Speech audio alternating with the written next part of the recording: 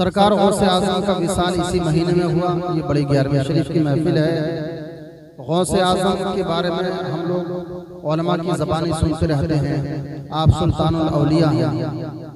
गौस तो हर ज़माने में होता है, गौस तो हर ज़माने में होता है, मगर गौसे आजम सिर्फ एक होता है। जब से शेख अब्दुल कादिर जिलानी को अल्लाह ने गौसे आजम बनाया है, तब से लेकर के और आज से लेकर के क़ुर्ब क़यामत तक, जब तक हजरत इमाम मेहदी अलैहिस्सलाम का ज़ुहूर नहीं होगा, तब तक गौसे आजम अब्दुल कादिर जिलानी ही रहेंगे। हाँ, गौस होते रहेंगे, गौस तो हर जमाने में होता रहेगा, लेकिन गौसे आजम जो होता है वो एक ही होता है। तो जब से 900 साल, ये 950 साल हो गए, जब से बगदाद में सरकार गौसे आजम को अल्लाह ने मकाम गौसे आजम पर, गौसे से कुबरा के मनसब पर फाइज फरमाया है, तब से अब्दुल कादिर जिलानी ही गौसे आजम है। फिर क़ुर्बे क़यामत जब हजरत इमाम मेहदी अलैहिस्सलाम का ज़ुहूर होगा, तो गौसियत कुबरा का मनसब उनको अता फरमाया जाएगा। आला हज़रत से किसी ने पूछा, क्या गौस हर जमाने में होता है? तो आला हज़रत ने फरमाया कि गौस हर जमाने में होता है। अगर गौस ना हो तो ये जमीन आसमान कायम नहीं रह सकते। गौस की इतनी बड़ी शान होती है, और ये शान सिर्फ गौस की है, गौसे आज़म की बात नहीं कर रहा हूं। सिर्फ गौस के बारे में आला हज़रत ने फरमाया कि बगैर गौस जो होता है ये हर जमाने में होता है, बगैर गौस के जमीन आसमान कायम नहीं रह सकते। तो गौस तो आज भी है, मगर हमको नजर नहीं आता कि आज के दौर का गौस कौन है।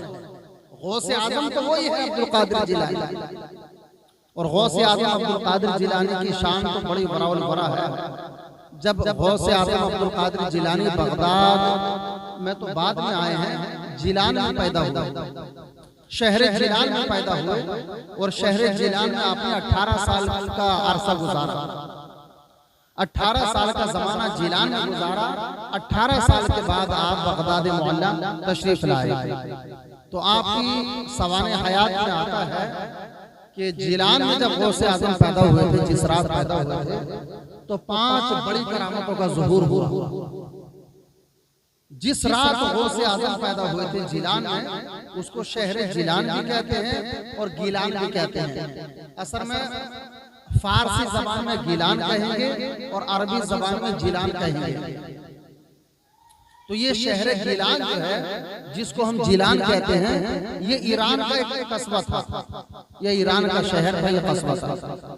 जब वहां अब्दुल कादिर जिलानी जब पैदा हुए तो 5 बड़ी करामतों का ज़ुहूर हुआ। वो 5 करामतें कौन सी हैं? सबसे पहले तो ये कि जिस रात आप पैदा होने वाले थे, उसी रात आपके वालिद मोहतरम हजरत शेख अब्दुल सालेह को ख्वाब में रसूलुल्लाह का दीदार हुआ। और गौसे आजम जब रसूलुल्लाह का दीदार हुआ, गौसे आजम के वालिद शेख अब्दुल सालेह मूसा जब के दोस्त को, तो रसूलुल्लाह ने ख्वाब में आके फरमाया, अबू सालेह, तेरे घर में जो बेटा पैदा होने वाला है, ये कोई मामूली बच्चा नहीं है, ये अपने वक्त का सुल्तानुल औलिया होगा, यानी वलियों का सुल्तान होगा, और ये मेरा बेटा होगा, मेरा फर्जंद होगा, ये मेरा मानवी फर्जंद होगा। और जो इस बच्चे का जो अदू होगा, जो इसका गुस्ताख होगा, बेअदब होगा, वो गुमराह बद्दीन होगा। ये हुजूर ने ख्वाब में आपके वालिद को जो है बशारत की, ये जो बच्चा हो पैदा होने वाला है, ये मेरा मानवी फर्जंद होगा, ये अपने जमाने के तमाम, कयामत तक के तमाम वलियों का सुल्तान होगा, और जो इसका मुखालिफ होगा, जो इसका बदगो होगा, जो इसका दुश्मन होगा, वो गुमराह बद्दीन होगा। ये हुजूर ने ख्वाब में बशारत की। और दूसरी चीज ये कि जिस रात आप पैदा हुए, तो आप तो जिलान में जब पैदा हुए थे, तो उसी रात में शहर जिलान में 1100 और बच्चे पैदा हुए। वो गौसे आजम तो पैदा हुए ही, मगर शहर जिलान में अल्लाह ताला ने गौसे आजम की बरकत से शहर जिलान में 1100 बच्चे पैदा फरमाए। और हर पैदा होने वाला बच्चा कोई लड़की नहीं थी, सबके सब लड़के थे। सबके सब बेटे पैदा हुए, वो 1100 पैदा हुए, और सबके सब अल्लाह के वली। अल्लाह ने गौसे आजम के सदक़े में उन 1100 लड़कों को वली बना दिया। और आप तीसरी बात यह है कि जब आप पैदा हुए थे तो आपकी वालिदा मोहतरमा हजरत फातिमा उम्मुल खैर, ये गौसे आजम की वालिदा का नाम है फातिमा उम्मुल खैर। आज ऐसी औरतें नजर नहीं आती। फातिमा उम्मुल खैर, इनको बाज़ उलमा ने फातिमा सानी भी कहा कि तकवा परहेजगारी में, ज़ुहद तकवे में फातिमा उम्मुल खैर के जैसी कोई औरत नजर नहीं आई। जब माँ फातिमा उम्मुल खैर होती है और बाप अबू सालेह होता है तब गौसे आजम पैदा होता है। अरे जब बाप सालेह होता है, सालेह कहते हैं नेक को, जब बाप सालेह होता है तो बेटा नेक होता है, लेकिन जब बाप अबू सालेह होता है तो बेटा गौसे आजम होता है। तो आप जिस रात पैदा हुए, आपकी वालिदा की उम्र 60 साल से ज्यादा हो चुकी थी। गौसे आजम जब पैदा हुए हैं तो आपकी वालिदा मोहतरमा की उम्र 60 साल से ज्यादा हो चुकी थी, जबकि इस उम्र में औरतों के यहाँ बच्चे पैदा नहीं होते। औरतें जो हैं सन्ने आयास को पहुंच जाती हैं। सन्ने आयास का मतलब ये है कि उनको जो है वो पीरियड का जो जमाना होता है जिसमें औरतें नमाज नहीं पढ़ पाती हैं, वो सिलसिला भी औरतों का खत्म हो जाता है। 56 साल की उम्र में, 55 साल की उम्र में औरतों को हैज आना बंद हो जाता है और 60 साल के बाद तो बच्चा पैदा होने की उम्मीद ही खत्म हो जाती है। मगर ये अल्लाह का फजल था और गौसे आजम की करामत थी कि आपकी वालिदा की उम्र 60 साल से ज्यादा हो गई, फिर भी हजरत गौसे आजम पैदा हुआ। और पांचवी चीज ये है कि जिस रात आप पैदा हुए रमजान की पहली रात थी और उसी दिन से आपने रोजा रखना शुरू कर दिया। और जब शहर जिलान के लोगों को जब थोड़ा शक हुआ कि यार चांद नजर आया कि नहीं आया, हमने तो देखने की कोशिश करी, चांद नजर नहीं आया। 29 का रमजान हुआ कि नहीं हुआ, रोजा रखे कि नहीं रखे, तो लोगों में इख्तिलाफ हो गया। बाज लोगों ने रोजा रख लिया, बाज ने कहा कि जब चांद नजर नहीं आया तो हम रोजा कैसे रखें। अब लोग परेशान थे, तो सुबह सुबह के वक्त जो है आपके वालिद मोहतरम जो थे शेख अबू सालेह, वो अपने वक्त के बहुत बड़े मुफ्ती भी थे, वली भी थे और मुफ्ती भी थे और फतवा दिया करते थे बाकायदा। उनके पास लोग आए, कहा हजरत ये बताइए 29 की रुयत हुई है या नहीं हुई, अगर आप हुक्म फरमाएं तो हम रोजा रख लें, वरना हम रोजा तोड़ देते हैं। तो आपके वालिद मोहतरम हजरत शेख अबू सालेह दारुल इफ्ता में बैठे थे, आलिम हैं, मुफ्ती हैं और वली कामिल भी हैं। आपने फरमाया भाई बात तो ये है कि मेरा बेटा जब से पैदा हुआ है, पहली तारीख को रात में पैदा हुआ है और सुबह से लेकर के अभी तक मेरे बच्चे ने दूध नहीं पिया और मुझे रसूलुल्लाह की ख्वाब में बशारत भी हो गई है कि ये बेटा जो है मादरजात वली है और इसने जो है माँ का दूध नहीं पिया है। मुझे यकीन तो है कि मेरे बेटे ने जब दूध नहीं पिया तो रमजान हो गया है, चांद हो गया है, मगर चूंकि बच्चा है मैं फतवा नहीं दूंगा। वो अगरचे मेरा बेटा मादरसाज वली है, वो विलायत की मनसब पर फाइज है, वली होना अपनी जगह है, मगर मुस्तफा की शरीयत अपनी जगह है। जब तक शरई सबूत नहीं मिलेगा मैं फतवा नहीं दूंगा। जबकि आपको बेटे से पूरा यकीन हो गया था कि हाँ रमजान का महीना शुरू हो गया, मगर आपने फतवा नहीं दिया। क्यों? शरई दलाइल नहीं थे। बच्चों का दूध ना पीना ये शरीय सबूत नहीं बनता, मगर आपको यकीन तो था कि मेरा बेटा वली है, मादरसात वली है, रोजा शुरू हो गया है, दूध नहीं पिया माँ का, मगर मैं फतवा नहीं दूंगा। क्यों? बच्चों का कोई अमल जो है शरीयत में हुज्जत नहीं बनता। जब बच्चों पर शरीयत लागू नहीं है, इन पर रोजा फर्ज नहीं, नमाज फर्ज नहीं, तो इनका अमल हुज्जत नहीं बन सकता। लिहाजा में बच्चे के अमल को, बच्चे की बात को शरीयत में हुज्जत और दलील नहीं बना सकता जब तक मुझे शरई सबूत न मिल जाए, शरई दलाइल न मिल जाए। इसलिए कि बच्चे की विलायत अपनी जगह है और मेरे नाना जान की शरीयत अपनी जगह है। आप इंतजार करते रहे। आधा घंटा गुजरा था कि गांव से जमात आई लोगों की और उन्होंने आपकी खानकाह में आकर के शरई गवाही दी। उन्होंने कहा कि हजरत हम अपने गांव में थे, हमने अपने छत पे खड़े होकर के 29 का चांद हमने देखा।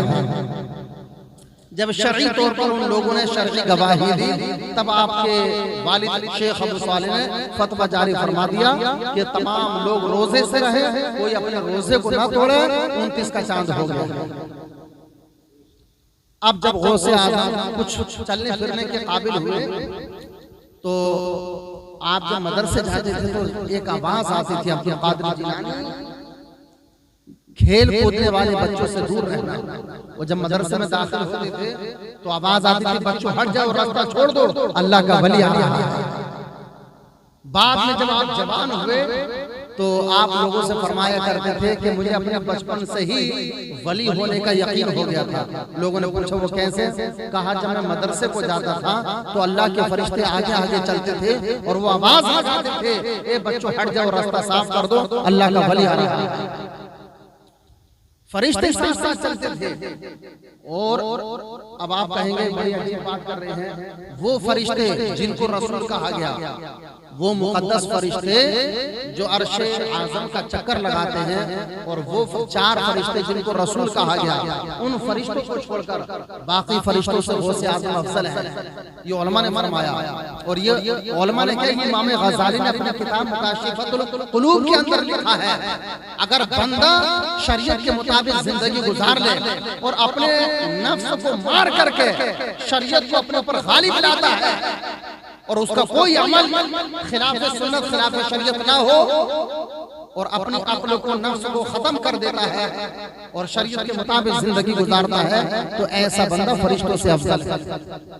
वो फरमाते हैं कि जो अपने नफ्स को अपनी अक्ल पर शरीयत पर गालिब लाता है और वो शरीयत को पामाल कर देता है, तो ऐसा इंसान गधे से भी बदतर है। इसलिए कि तू भी खड़े होकर पेशाब कर रहा है, गधा भी खड़े होकर पेशाब कर रहा है। तुझ पे तो शरीयत लागू थी, गधे पे जानवर पे शरीयत लागू नहीं थी। तो जो शरीयत को बर्बाद करे, शरीयत के खिलाफ काम करे, वो गधे से भी बदतर है। और जो शरीयत के मुताबिक सोमो सलात वाली, तक़वे वाली, ज़ुहद वरा वाली जिंदगी गुजारे, वो फरिश्तों से अफजल है। मगर हर फरिश्ते के बारे में नहीं कह रहा हूँ, आम फरिश्तों से अफजल है। लेकिन जो मखसूस फरिश्ते हैं जिनको रसूल होने का शरफ हासिल है, उनका मकाम अलग है। अब आखिर में सरकार गौसे आज़म जब बगदाद के मिंबर पे खड़े होते थे, आप तकरीर भी फरमाते थे, तो उस जमाने में आपने एक शेर कहा था अरबी जबान में, और वो अरबी जबान का शेर आपके कसीदा गौसिया में मौजूद है। फरमाते हैं कि ये अरबी का जो शेर है, असल में आज दुनिया बड़ी तरक्की कर गई है। हम चूंकि साइंस को इतना हमने उरूज दे दिया है, हम वलियों की करामात को जो है भूल चुके हैं। अमेरिका का एक अंग्रेज था, बहुत बड़ा जोग्राफिया का माहिर था, बहुत बड़ा साइंटिस्ट था। उसने जब रॉकेट के जरिए, हवाई जहाज के जरिए, सुपरफास्ट प्लेन के जरिए जब पूरी दुनिया का चक्कर लगाया, तो वो आकर के अपने महकमे में आकर के उसने अपने डिपार्टमेंट के लोगों में आकर के ये कहा कि हम पूरी दुनिया का मुआयना कर सकते हैं, हमारे पास सुपर पावर ताकत है और पूरी दुनिया का हम चक्कर लगा सकते हैं, मगर पूरी दुनिया घूमने के लिए हमें 84 घंटे दरकार है। अंग्रेज साइंटिस्ट कह रहा है कि पूरी दुनिया को घूमने के लिए, पूरी दुनिया का मुआयना करने के लिए, पूरी पृथ्वी का चक्कर लगाने के लिए हमें 84 घंटे दरकार है। 84 घंटे में हम अमेरिका के प्लेन से पूरी दुनिया घूम सकते हैं। ये उसने आज से तकरीबन 200 साल पहले ये बात कही, या 150 साल पहले ये बात कही। मगर जब गौसे आज़म के आशिकों ने जब गौसे आज़म के मकाम को देखा, तो आलम तसव्वुरात में गौसे आज़म से पूछा कि सरकार, आज का अमेरिका का अंग्रेज आज के दौर में दावा कर रहा है, आपका जमाना 900 साल पहले का है, आप क्या फरमाते हैं? तो गौसे आज़म आलम तसव्वुरात में, ख्यालात की दुनिया में हमारे ज़हनों को झंझोड़ के कहते हैं, मुसलमानों, हम शरीयत पे चलने वाले हैं, अंग्रेज तो 84 घंटे मांग रहा है। मियां 84 घंटे की क्या बात है? 84 घंटे तो बहुत है। गौसे आज़म फरमाते हैं, नजर इला बिलादिल्लाहि जमअन, नजर इला बिलादिल्लाहि जमअन, का खरदलतिन अला हुक्म मिसाली, मैं सारी दुनिया को इस तरह देख रहा हूँ जैसे अपने हाथ की हथेली पर राई का दाना देख रहा हूँ, जैसे अपने हाथ के हथेली पर राई का दाना देख रहा हूँ। अंग्रेज साइंटिस्ट कहता है दुनिया घूमने के लिए 84 घंटे दरकार है और 84 घंटे में पेट्रोल भी फूकेगा और दुनिया के जिस कोने में जाएंगे उसी खित्ते को देख सकते हैं। बैक वक्त पूरी दुनिया को नहीं देख सकते, जहां प्लेन जाएगा वहीं का नजारा कर सकते हैं। मगर वो अंग्रेज तो आज कह रहा है, आज साइंसी दौर में जब दुनिया चांद पर चली गई उस वक्त अंग्रेज दावा कर रहा है मेरे गौस ने 900 साल पहले कह दिया था कि मैं दुनिया को इस तरह देख रहा हूँ जैसे अपने हाथ की हथेली पर राई का दाना देख रहा हूँ। अल्लाह, ये शान है खिदमतगारों की, तो सरकार का आलम क्या होगा जब उनके गदा भर देते हैं शाहाने ज़माना की झोली, जब उनके गदा भर देते हैं शाहाने ज़माना की झोली, मोहताज का जब ये आलम है मुख्तार का आलम क्या होगा।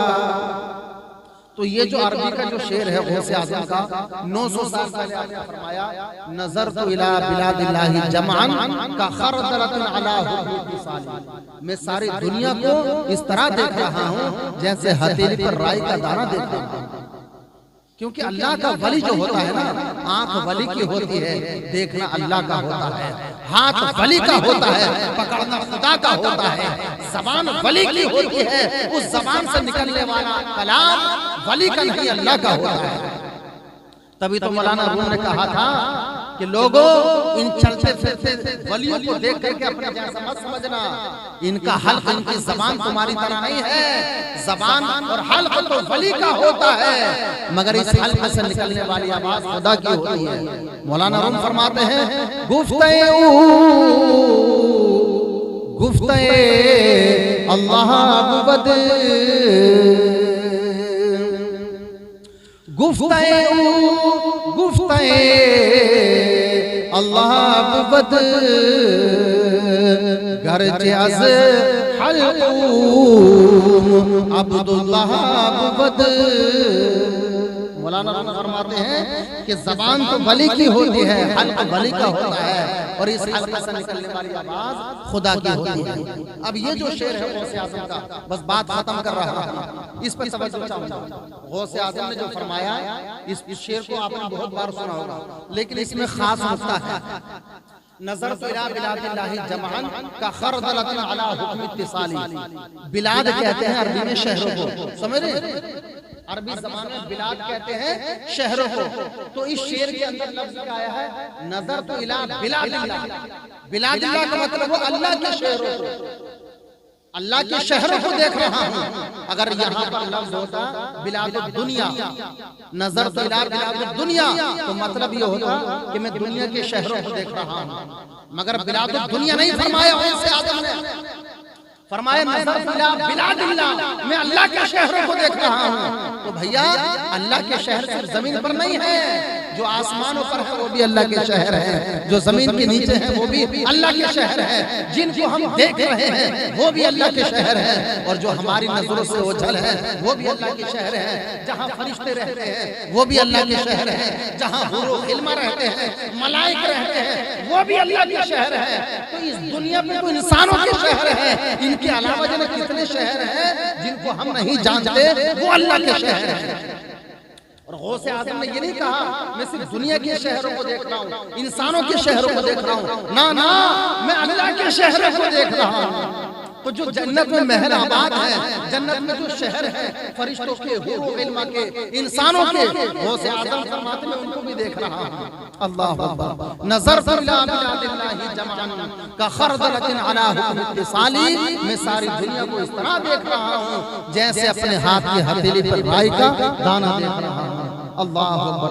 मेरे अज़ीज़ों, ये गौसे आज़म की महफिल है, हम लोग गौसे आज़म के नाम पे आते हैं, जमा होते हैं और नियाज़ फाता करते हैं, बिरयानी खा के चले जाते हैं।